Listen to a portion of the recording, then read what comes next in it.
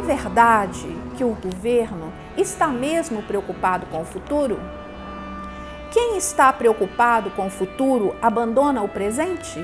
70% dos segurados da Previdência Social no Brasil, em torno de 70%, um pouco mais ou um pouco menos, ganham o salário mínimo de benefício da Previdência Social. Esse ajuste, ele nada mais é do que um ajuste para beneficiar quem já tinha o que tem.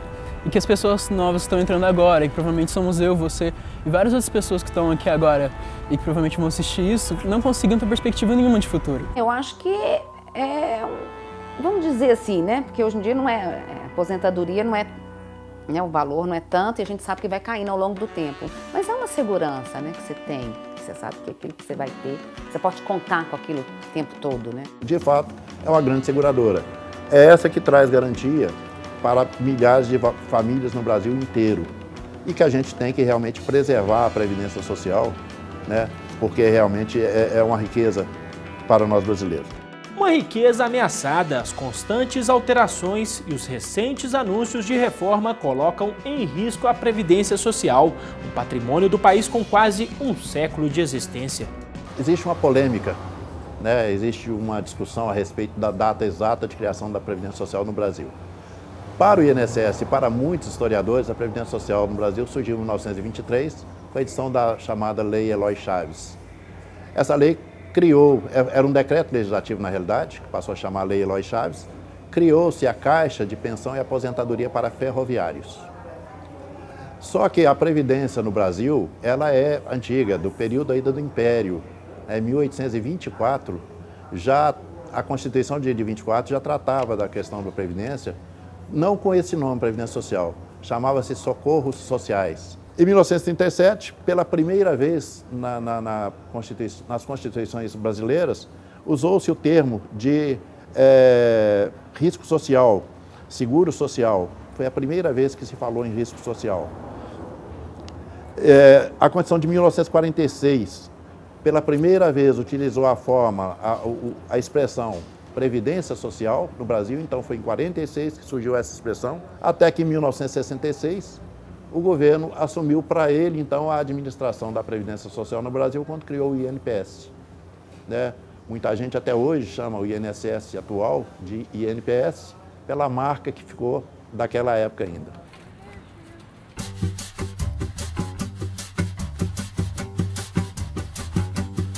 Tô bem de baixo pra poder subir, tô bem de cima pra poder cair, tô dividindo pra poder sobrar, desperdiçando pra poder faltar, devagarinho pra poder caber, bem de leve pra não perdoar.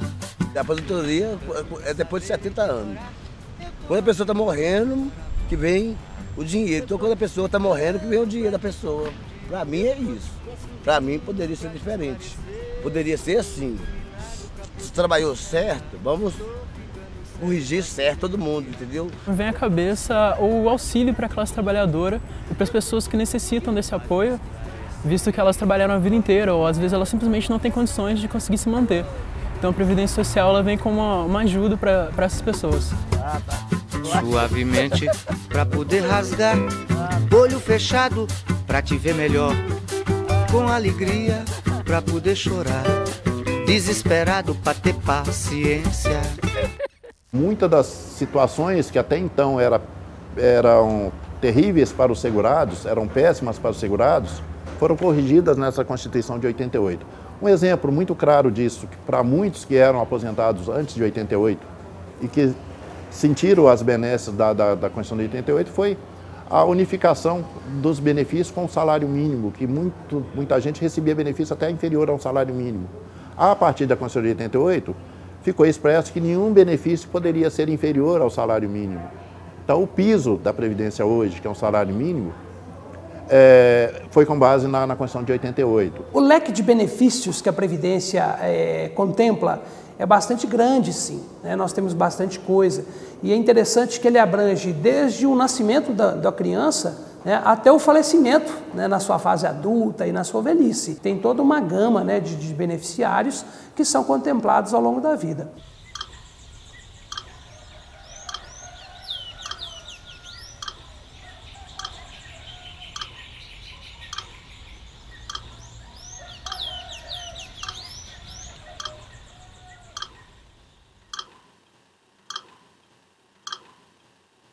Previdência Social no Brasil, desde que ela existe, desde a chamada Lei Eloy Chaves mesmo, embora ela já existisse antes, com outros nomes, ela sempre foi mexida, ela nunca teve uma estabilidade.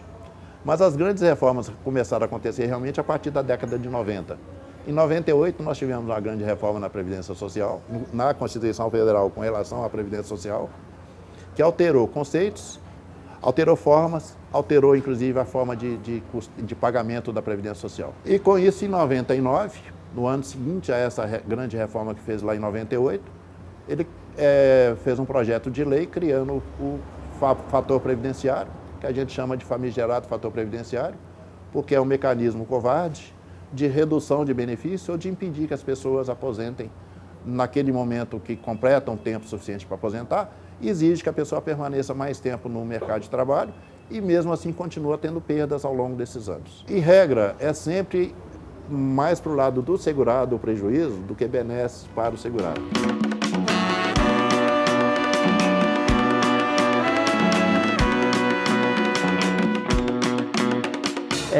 A gente não sabe o que vai acontecer, porque esse povo lá no Planalto, lá, cada dia eles mudam a lei e a lei para beneficiar nós, aposentados, não tem. Mas para tirar o pouco que nós ganhamos, isso tem. Muitos para fazer essa parte. Eu aposentei com quase 3 salários mínimos. Hoje eu recebo 1,5. E os aposentados que seguram a barra dentro de casa. Não é? Se tem um filho, ou um pai, ou a nora lá, ou a dona tem, a mãe de casa, a dona está ali desempregada, o aposentado que sustenta a casa. Então, se tirar esse direito deles, vai comer o quê? Capim? Tem como não. Outra preocupação, o rombo na Previdência Social. No ano que vem, o estouro no caixa pode ser de 100 bilhões de reais. Hoje, a Previdência já tem um gigantesco déficit causado pela aposentadoria dos trabalhadores rurais. O total no ano passado foi de quase 90 bilhões e pode chegar a quase 130 bilhões este ano. O tema da Previdência, tratado pelos governos, pela mídia e por todos os comunicadores aí, que ditam, né, a pauta dos principais assuntos da política brasileira, ele é sempre tratado pela perspectiva financeira e sempre com a falácia do déficit, de que há um déficit que ele precisa ser corrigido.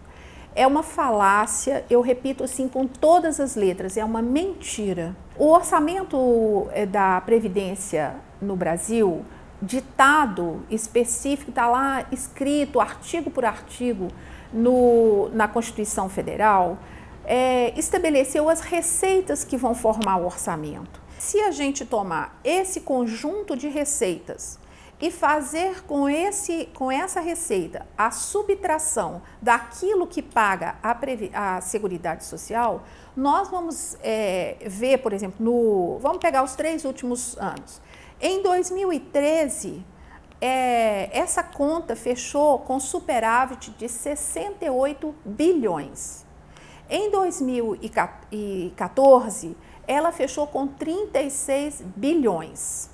E em 2015, que foi o ano passado, ela fechou com 16 bilhões. Esses números sempre repetidos na mídia, né, nos jornalões, na grande imprensa, pelo governo, essa coisa repetida, isso vai formando na cabeça do trabalhador uma ideia assim, nossa, mas tem um buraco mesmo, precisa resolver. E isso não é verdade.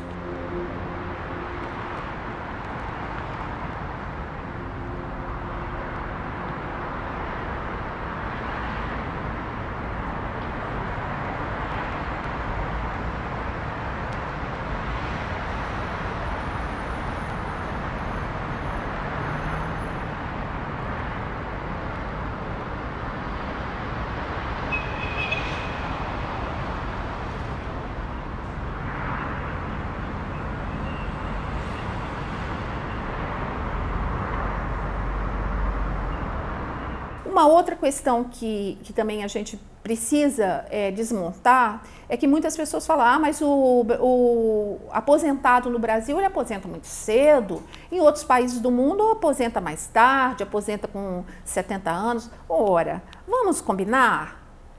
A gente tem que comparar realidades semelhantes. Países do norte da Europa, a França e outros países da Europa, que têm uma qualidade de vida muito superior à nossa, excepcional em alguns casos, cuja média, cuja expectativa chega lá até perto dos 80 anos, isso não se compara com o Brasil. Nem dentro do Brasil nós podemos dizer que a expectativa de vida do brasileiro está ampliando de maneira igual em o sul, sudeste com o norte e nordeste. Não. Então, essas condições, elas precisam ser avaliadas individualmente. A nossa realidade de um país tão desequilibrado regionalmente, com tantas desigualdades regionais, nós não podemos nos comparar a outros países em termos de previdência, expectativa de vida, com outros países desenvolvidos, onde a saúde, o cuidado, a qualidade de vida e o bem-estar social estão em um patamar muito diferente, muito acima do nosso.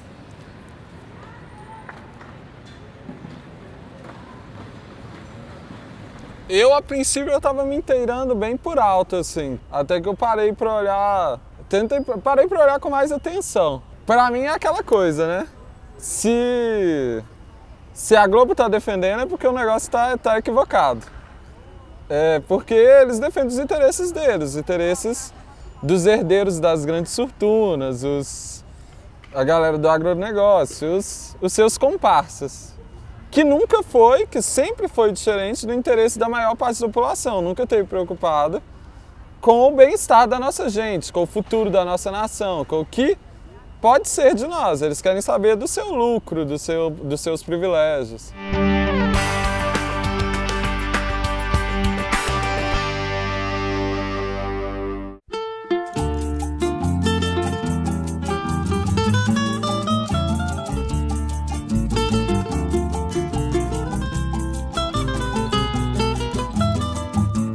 Cortes e mais cortes de direitos. As mudanças anunciadas pelo governo ilegítimo de Michel Temer prometem tornar ainda mais difícil a vida de milhões de brasileiros. Segundo o relatório da Comissão de Direitos Humanos da Câmara dos Deputados, a atual proposta de reforma da Previdência atinge 8 em cada 10 trabalhadores e quer retirar conquistas históricas da sociedade.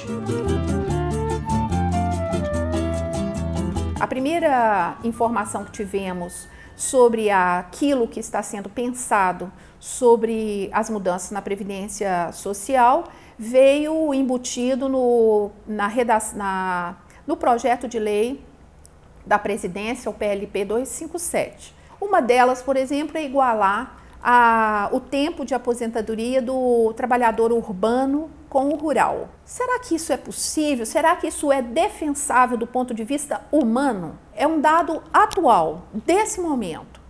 O cortador de cana no Brasil, hoje, ele tem uma vida útil de 15 anos. Com 15 anos consecutivos naquele trabalho, ao final do 16º, ele está quebrado, doente, impossibilitado de trabalhar.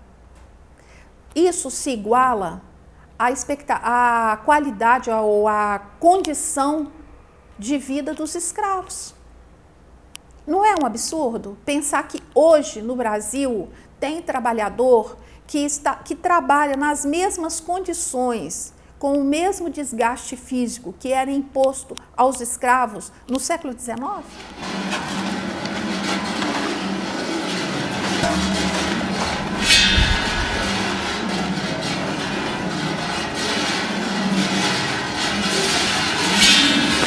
Um outro elemento, igualar a aposentadoria de homens e mulheres.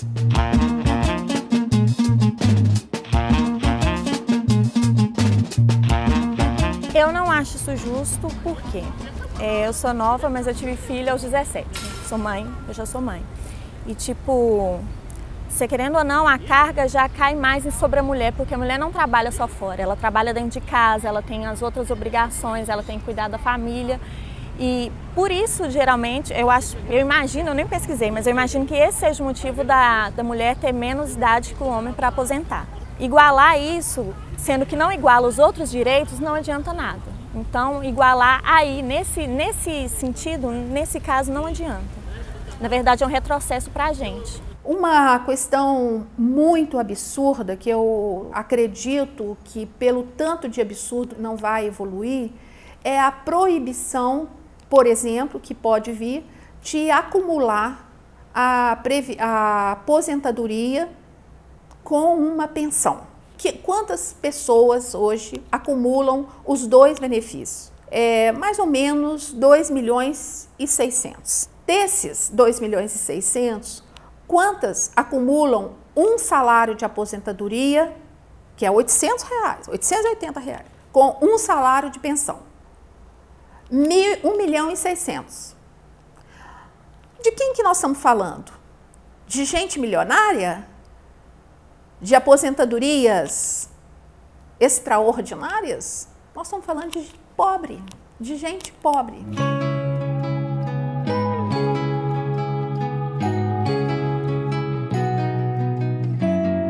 Eu acho que a nossa profissão, a profissão de professor, é uma profissão assim de muita dedicação. Tanto a da educação infantil como o professor de forma geral, né, em todos os âmbitos. Mas é um trabalho que você faz na escola e traz um tanto para fazer em casa. Você não tem, às vezes, final de semana. Às vezes, quantas vezes que eu ficava no final de semana, 200 provas para corrigir, passar nota, entendeu? Então, assim, realmente não é aquele trabalho que você faz lá e chega e descansa na sua casa. Você continua em casa. Eu fico um pouco preocupada com o ser humano, porque a gente trabalha, né, pensando que em um momento você vai ter um descanso. Né? E com essas mudanças, isso aí está se afastando mais, né? Então, assim, eu preocupo como ser humano, porque eu acho que é de merecimento, todo ser humano, a gente trabalha uma etapa da vida e outra a gente tem que ter descanso. E de como que a gente vai sobreviver? Será que vai ser incutido hoje que quem tem condições de pagar uma previdência privada vai ter segurança e quem não tem, não vai ter?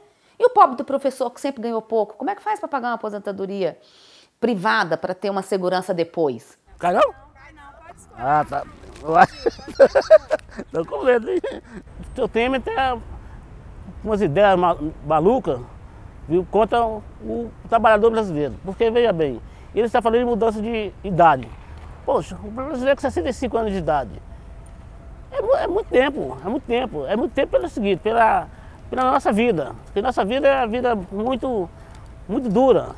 Eles querem nos comparar com vida de país do primeiro mundo. Não tem como. Quer dizer, lá eles vivem até 80, 90 anos, e a aposentadoria que dá para eles viver o resto da vida deles, né? Enquanto a gente aqui, a nossa aposentadoria só dá mal para nos manter.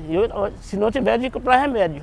Se tiver comprar remédio, não dá para nada. O que está por trás a quem interessa uma reforma da Previdência? Em poucas palavras, interessa aos grandes bancos, interessa aos fundos de investimento. Então, assim, resumindo, interessa ao mercado financeiro. Essa parte em vermelho é a parcela, é o tamanho da fatia do orçamento público da União que vai para o mercado financeiro. Essa parte em laranja é previdência.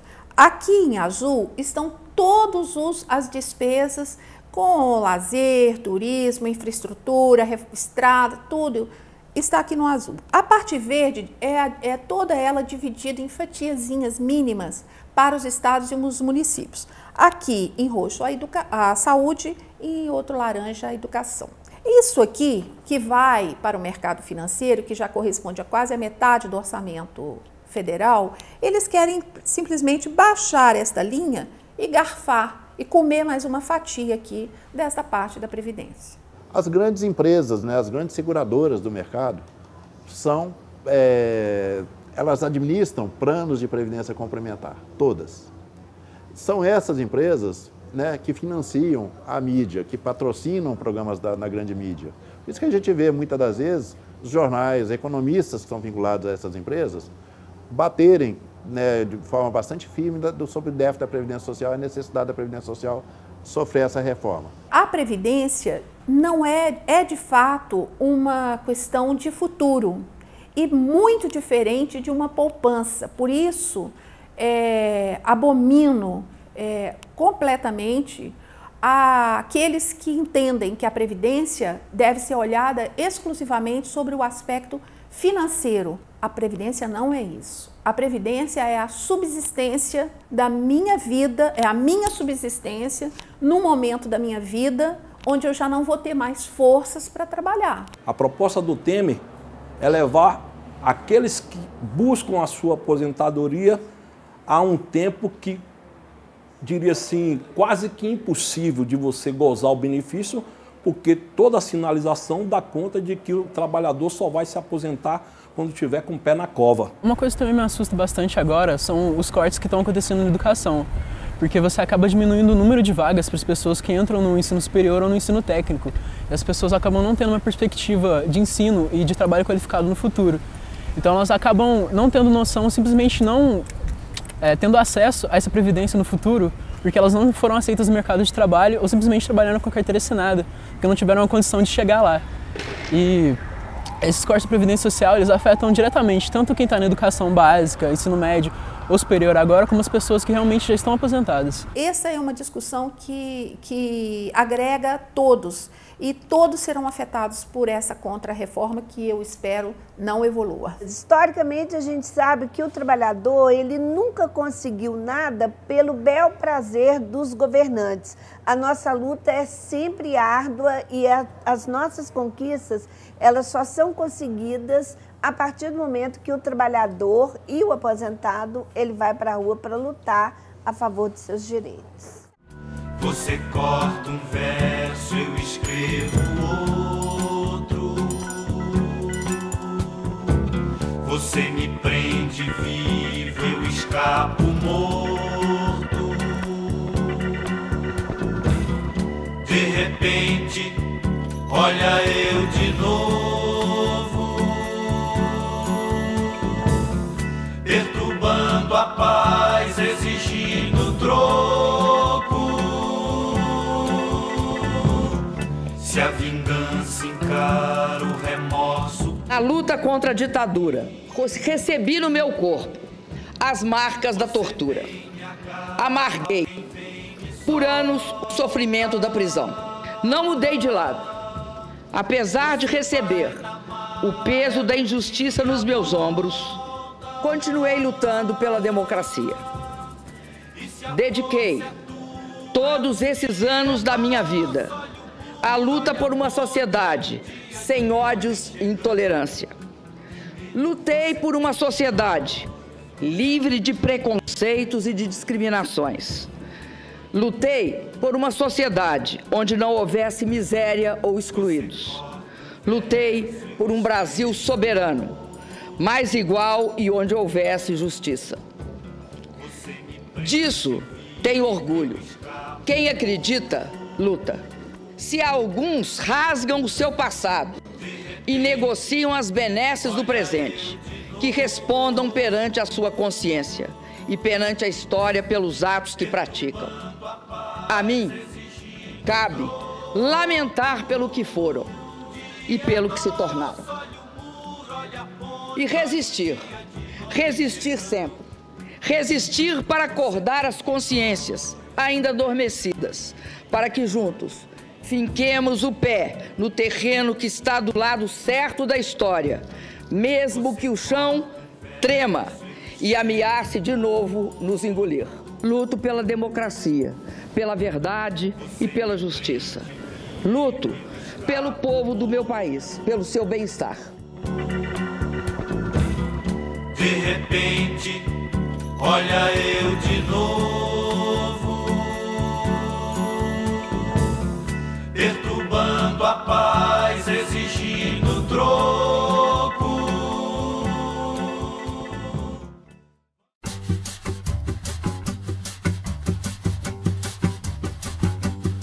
Tô bem de baixo pra poder subir, tô bem de cima pra poder cair, tô dividindo pra poder sobrar, desperdiçando pra poder faltar, devagarinho pra poder caber, bem de leve pra não perdoar.